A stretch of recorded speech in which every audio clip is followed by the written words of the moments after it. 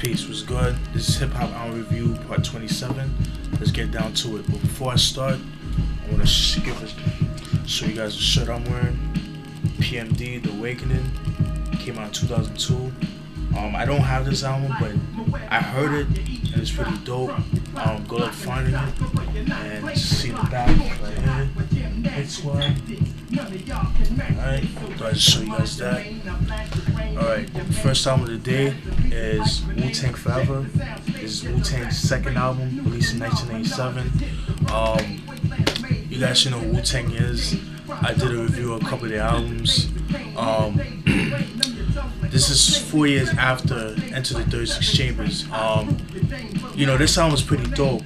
Singles I was known for are Triumph, which you know, it's just like the 6 minute long song. You know, everybody should know that song. You know, like whatchamacallit, Inspector Deck had like the best verse on that album in that song, in my opinion. It's Yours, which was the second single, and Reunited. The thing with this album, it's a dope album. I like it. This is actually the best selling album to date. It's like this album actually went 4 times platinum, and because of that, they got a Grammy off this album. This is the most successful album. But the thing is though, like a lot of people like this album. This album actually gained more fans off of this album.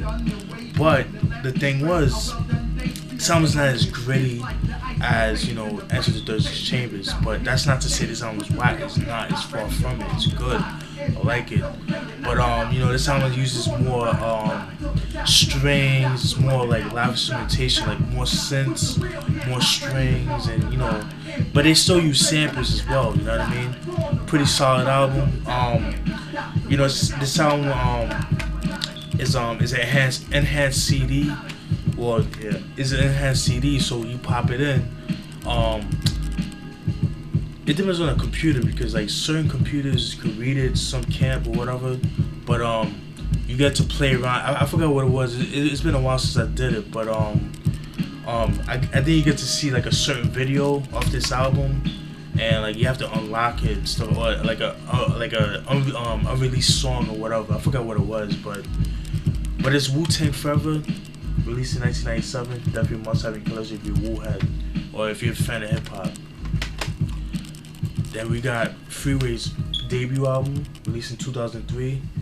For those who don't know who Freeway is an MC from Philly, North Philly to be exact.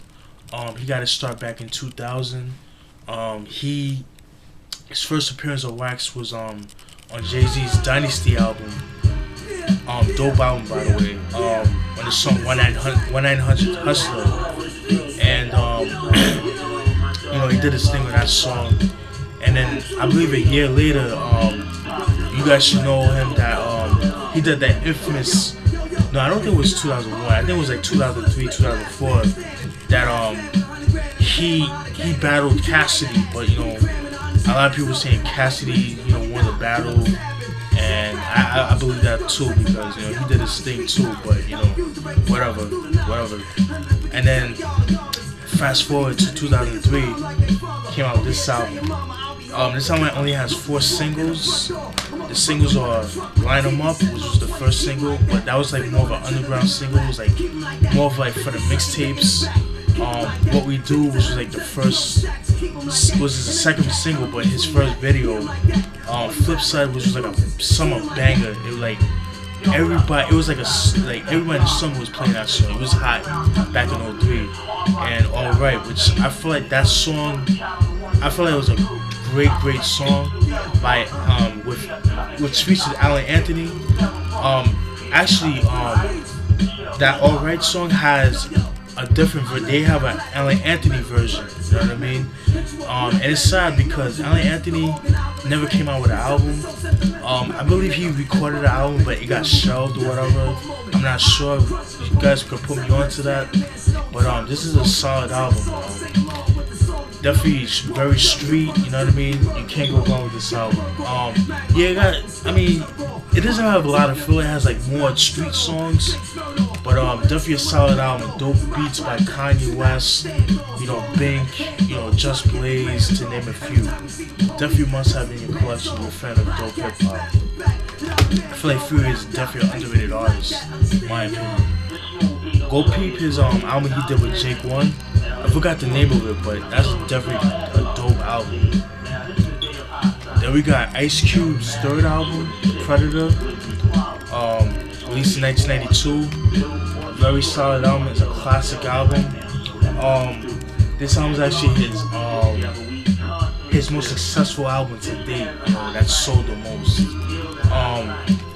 Singles his album was known for, Wicked, which was the first single. It Was a Good Day, which was like his biggest, like his breakthrough single. And Check Yourself, but not the original version. The remix with Das Effects. That's the single. That's what people know him from. It sounds like, in my opinion, this and I want to say Lethal Injection are like his darkest albums, but this album was pretty dark. You know what I mean? It got some dark songs. This album was released months after the LA riots, so he talks a lot about this. He talks about a lot about the LA riots with this album. Definitely a must have in your collection. This is, in my opinion, Ice Cube in his prime. Oh, another thing too. This number 8, We Had to Tear This Motherfucker Up. Number 8, one of my favorite songs in the album. I think it's the best song in the album. It's directed towards the LAPD because of the whole Rodney King situation. But definitely a must have. In my opinion, Ice Cube's first 4 albums are my favorite albums and his best albums. It's definitely Ice Cube in his prime. You know what I mean? I don't have Lethal Injection. I've been meaning to get around to it. I heard it, but it's a dope album. But I definitely will cop that album. I will do a review on the album. But this is Ice Cube, The Predator, released in 1992. Definitely a must-have in your collection. By the way, this is a 2003 remastered version. So you have bonus tracks. You got Check Yourself, the Das Effects remix. It Was a Good Day remix, 24 with an L, and You Ain't Gonna Take My Life, you know what I mean? In the original version, it was just 16 tracks, you know what I mean? But this is Predator, released in 1992. Then we got Diamond D and the Psychotic Neurotics, or aka Diamond D. Diamond D is a MC, producer, DJ from the Bronx, New York. He got his start back in the late 80s. He got put on by Jazzy J he was a DJ for Jazzy J back in the day. He got put on by Jazzy J. He got his start back in the late 80s, even though he's been in the game since like the late 70s, as a DJ or whatever.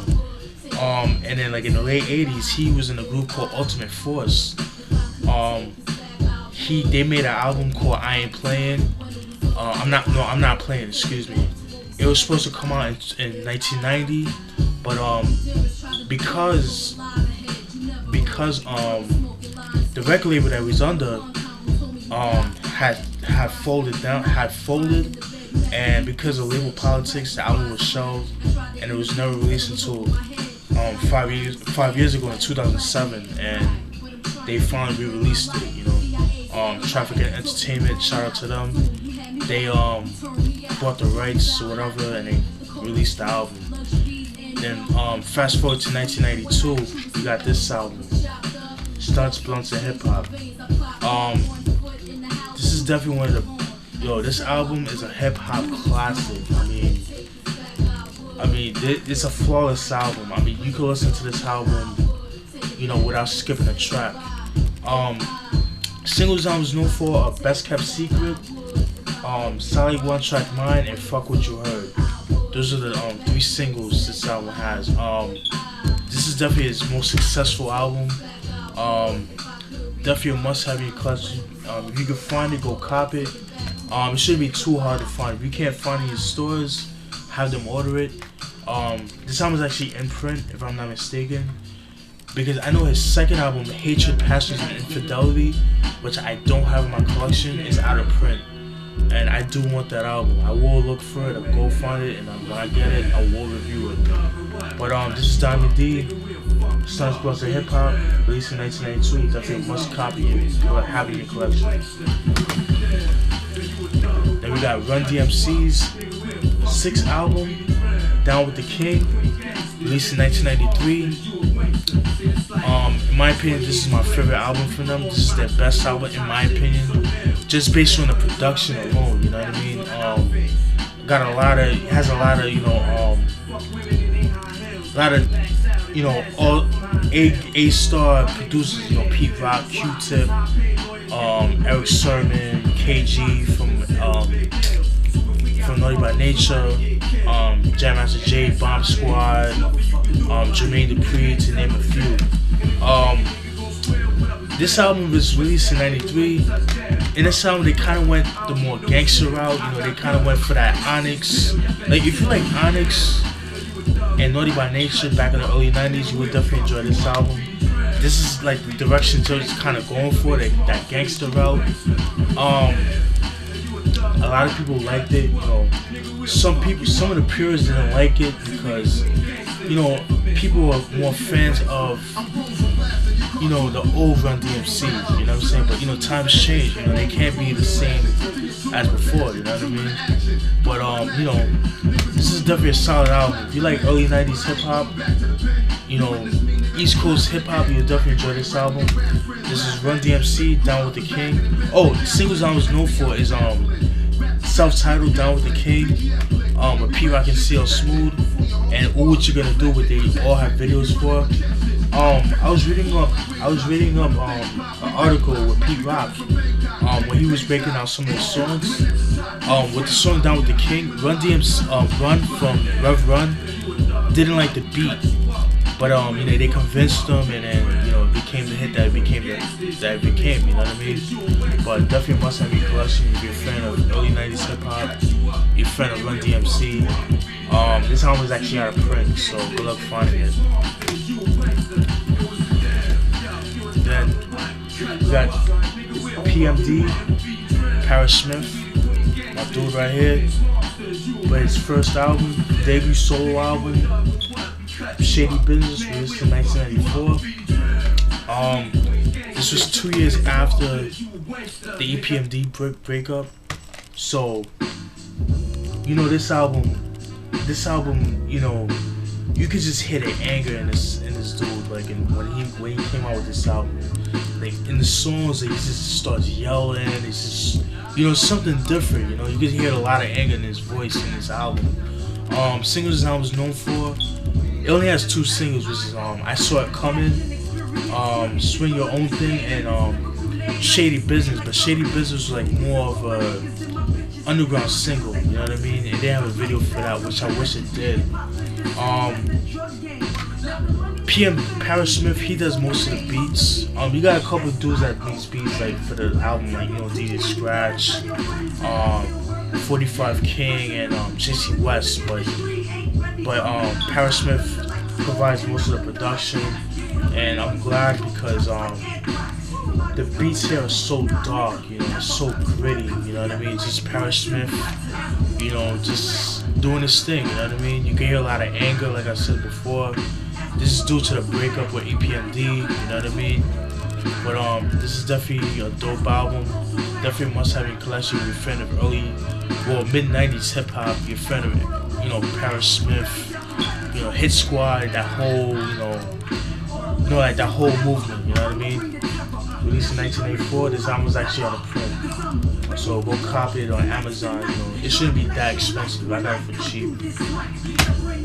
Then we got the Lench Mob, Guerillas and the Mist, released in 1992. This is their first album. For those who don't know who the Lench Mob is, they're a group from LA, Crenshaw to be exact. They're affiliated with Ice Cube. They're under Ice Cube. Their first appearance on Wax was on Ice Cube's first album, America's Most Wanted, excuse me, which I do have in my collection. Singles I was known for, Gorilla in the Mist and Freedom Got an AK. Pretty solid album.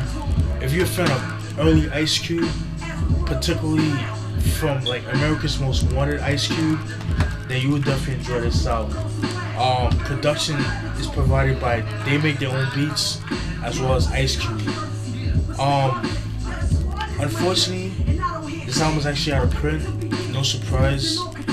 And well, I shouldn't say that, excuse me, but you know, it's out of print, unfortunately. Unfortunately, in 1993, group member JD, not J Dilla, there's another rapper named JD that was in the group,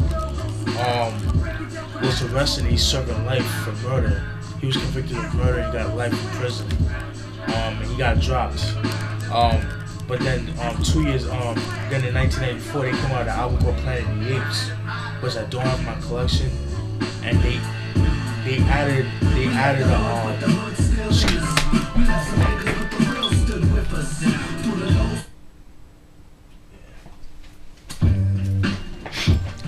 excuse me. And they added another member. They added a new member called Marky, and they released the album Planet of the Apes. That album as well is out of print as well. But this is a dope album. If you're a fan of early Ice Cube, if you're a fan of people like Paris, you know, Public Enemy, you know, like that political hip hop, you would definitely enjoy this album. This is the Lench Mob, Gorilla in the Mist, released in 1992. Definitely must have in your collection. Then the last album I'm gonna do is Big L's first album, Lifestylez, Poor and Dangerous, released in 1995. Big L, he's an MC from Harlem. He got started back in the early 90s. He got put on by Lord Finesse. He was impressed by his lyrical skills and stuff like that. Fast forward to 1992, his first appearance on Wax was excuse me, Yes You May on Lord Finesse's second album, Return of the Funky Man, on the remix. Excuse me.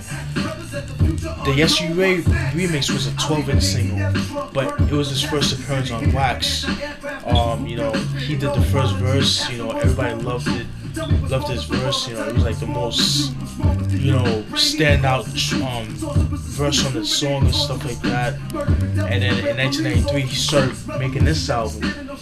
There were some songs that was left out, like songs like Devil's Son, which was like his first 12-inch single that he put out. You know, a couple other songs due to like, because like some of the songs, like, you know, he kind of went for the more horrorcore. It was like they were too dark. He kind of went for the more horrorcore side of things, you know, kind of like the Grave Diggers, you know, like that type of style of hip hop. You know what I mean? And he was on the Columbia Records, you know, they're like kind of like, you know how it is with the major labels. And then so fast forward to 1995, we got this album, Lifestylez, Poor and Dangerous. Very solid album. This is actually one of my all-time favorite albums. Album was really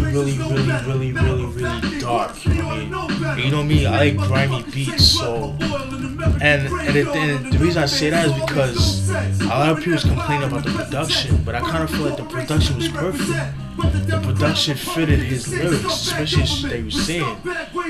You know, he said a lot of gangsterism, like a lot of gangster raps, but as well as some, like, you know, dark sense of humor. Talked about, you know, everything from girls to murder to, like, you know, self-awareness, like, you know, just like stay away from the streets, you know, things of that nature. Singles I was known for, Put It On, MVP, and No Ends No Skins, which is the third single, which they all got videos for. Unfortunately, in 1999, he was shot on February 15th, 1999, due to beef that his brother had had with some guy in the street or whatever. From what I understand, Big L's his brother was in jail at the time, so he couldn't reach him. So he shot Big L out of retaliation. Unfortunately, bullshit like that. You know what I mean?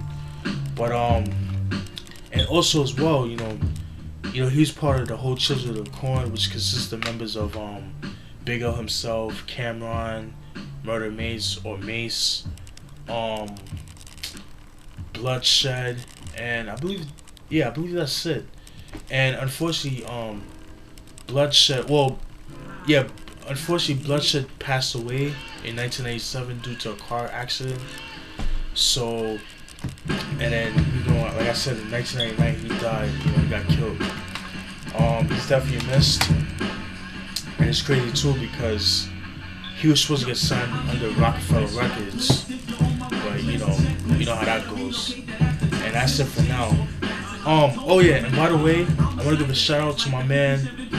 I want to give a shout out to the Mad Imperial. I'll post down a link to their website, to their YouTube link. They're a group. They're a Harlem group from Harlem. Like I said before, if you're a fan of mid-90s hip hop, you will definitely enjoy their music. I'll post down a link down in the description box. And that's it, people. Hope you guys enjoyed my review. Peace.